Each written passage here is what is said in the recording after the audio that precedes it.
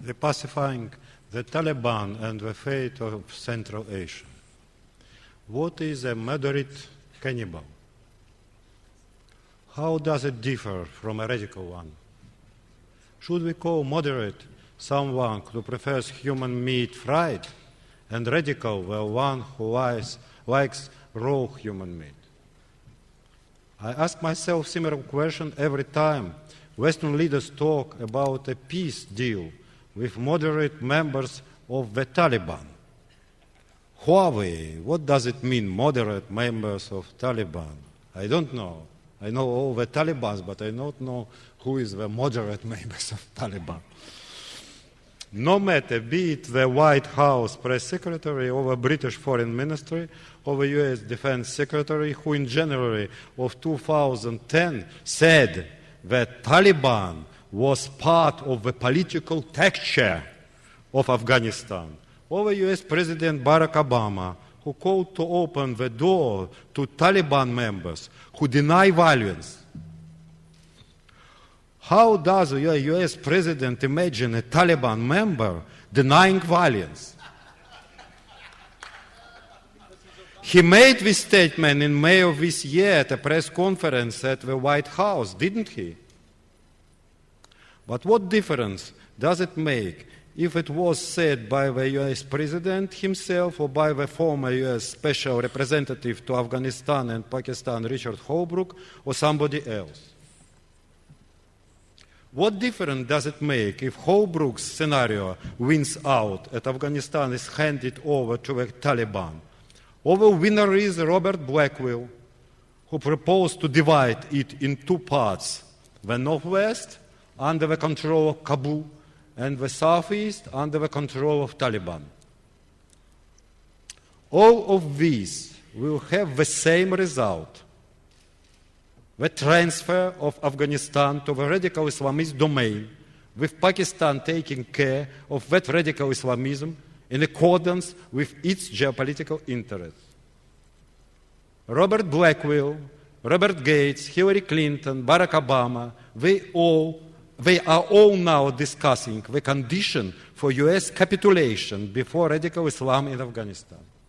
They discuss only the condition of US capitulation before radical Islam in Afghanistan and nothing else, only this and nothing more.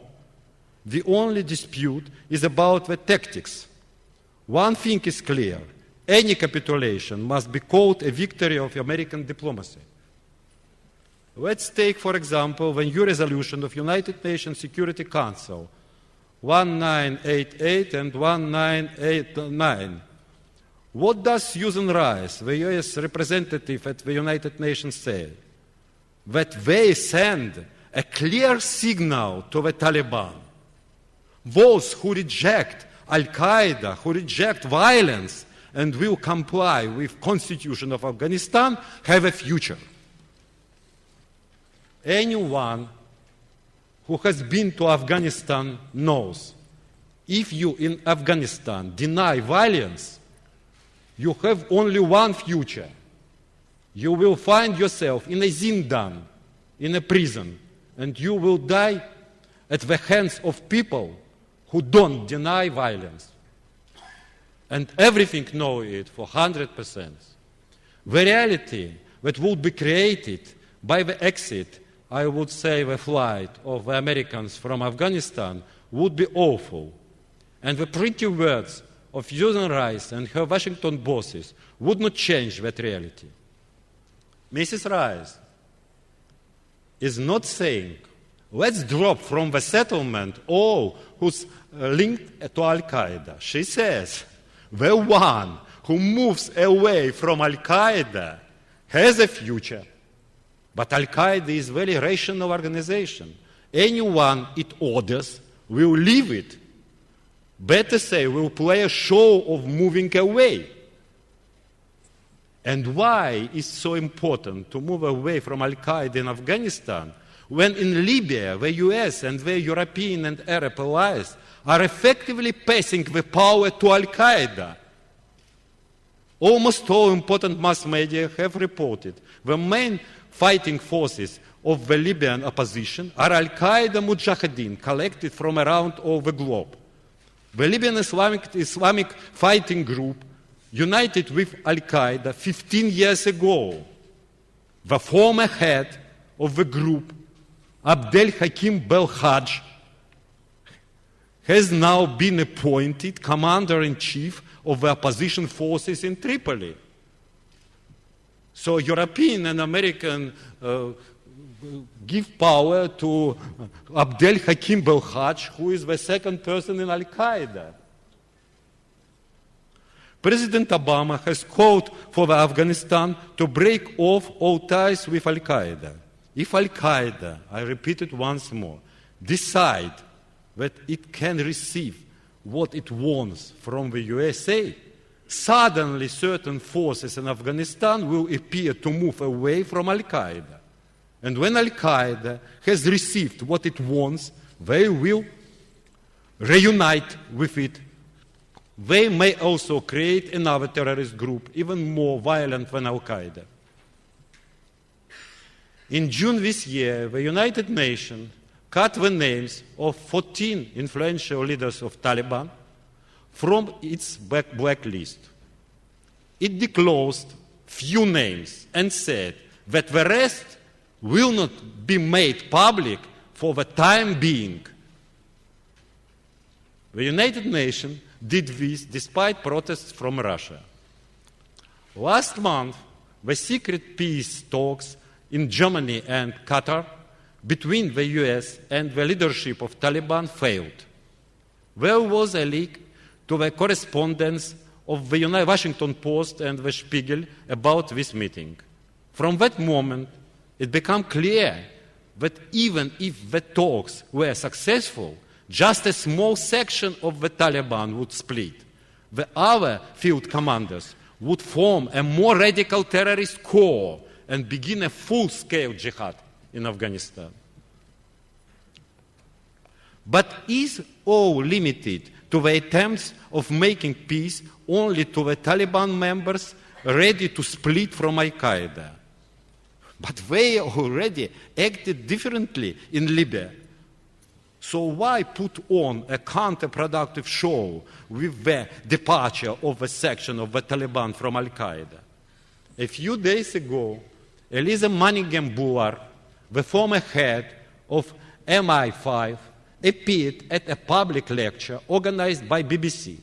She reported that the US and Britain were looked for a way to start negotiations with Al-Qaeda in order to conclude a peace agreement. I hear it by my own head.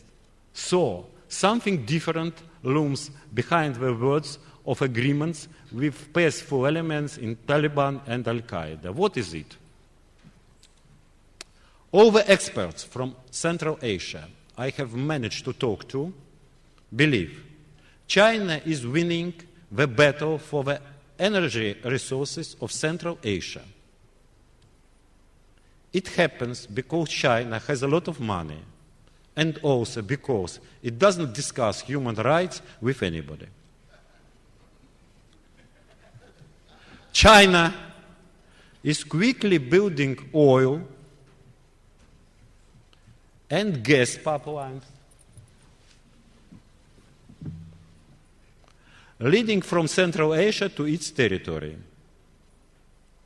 According to the prediction of the International Energy Agency, the use of gas in China will almost double by 2015, reaching 140 billion cubic meters per year.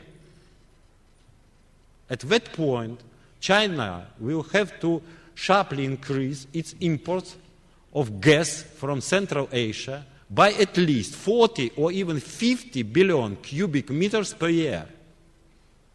The gas pipeline from Turkmenistan via Uzbekistan and Kazakhstan was taken to the Chinese border in less than 3 years. Now the time has come to extend the gas main line to the Chinese territory via Xinjiang Uyghur region. this is the area where an outburst of Islamic radicalism and separatism can be easily organized. According to our information, up to 9/11, bin Laden refused to train Uyghur separatists. The Taliban still keeps tie with them. The Taliban used to train Uyghur fighters from the Islamic movement of East Turkestan.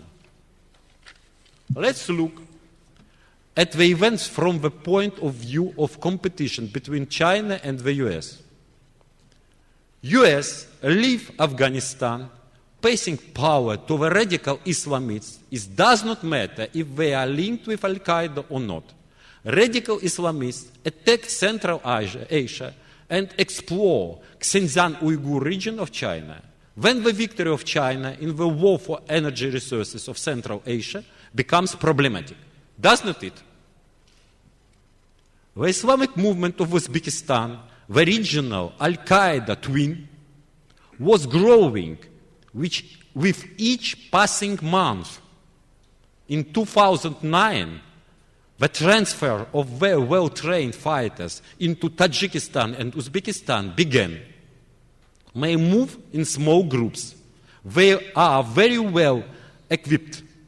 There are more and more terrorist acts in Tajikistan and Uzbekistan. Last year, in the south of Kyrgyzstan, great political problems were created. Hundreds of people were killed. It became clear then that links between the Islamic radicals of Kyrgyzstan and the Islamic movement of Uzbekistan become more and more strong. This year, Islamic extremists organized terrorist attacks in Kazakhstan. That's for the first time, I remember, the Islamic terrorist attacks in Kazakhstan. And in mid-May of this year, there were hearings in the US Congress. The subject was the influence of Middle Eastern events on the situation in the countries of post-Soviet Asia. The possibility of a repeat in Central Asia of the Arab Spring or the political tsunami was discussed. In June, the 10th summit of the Shanghai Cooperation Organization took place. The events in North Africa, including Libya, was strongly criticized. It was demanded to stop the armed conflict in Libya. Our experts believe that China and the US are already in a state of undeclared war of the gas and oil of Central Asia, which will reach an acute stage before 2013. In July, Islamic radicals attacked a police station in the town of Khotan in the Xinjiang Uyghur region of China. 20 people were killed. Few days later, in the town of Kashgar, in the same region, a number of explosions took place. At least 15 people were killed. But is everything reduced to oil and gas? I don't want to go into the details of the dangerous plan of Robert Blackwell to divide up Afghanistan. It was published this year in the first issue of Foreign Affairs. Robert Blackwell is the former US ambassador to India and a former assistant of the US National Security Advisor. This plan, which calls Plan B, unlike the current plan, Plan A, really deals with division of Afghanistan and handing over its Pushtu section to the Taliban. It's clear that Plan B will lead to the creation of a great Pushtunistan, which means splitting of Pakistan. In such an event, Balochistan will be the first. Then the domino principle will work not only for Pakistan, but also for India and for all Asia. Now let's consider Plan A. Receiving the power in Afghanistan as a present, would the Taliban begin a conquest of Uzbekistan, Kyrgyzstan, Kazakhstan and Turkmenistan? We believe that they will. Uzbekistan will come first. for the Taliban and their Pakistani sponsors, it's a holy territory.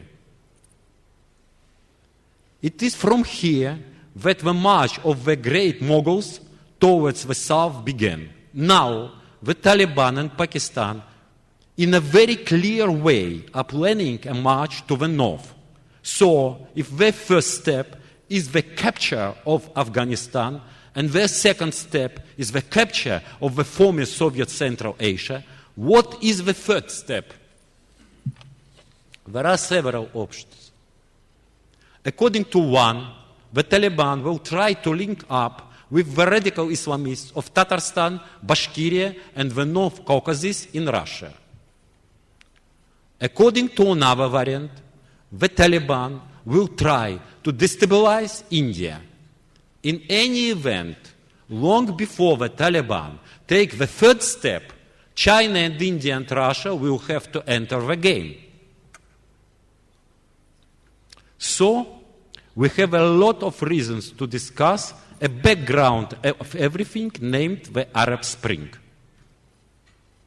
In most probability, this background will consist of the Muslim Brotherhood taking power in Egypt and possibly in Syria and Jordan, of Al-Qaeda in South Yemen, and the Libyan Islamic fighting group or the Islam Jamaat in Libya.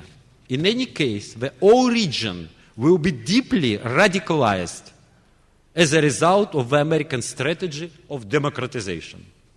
In this situation, the utopia of Islamic Caliphate may start coming to life, which will mean great danger for Israel and for Russia.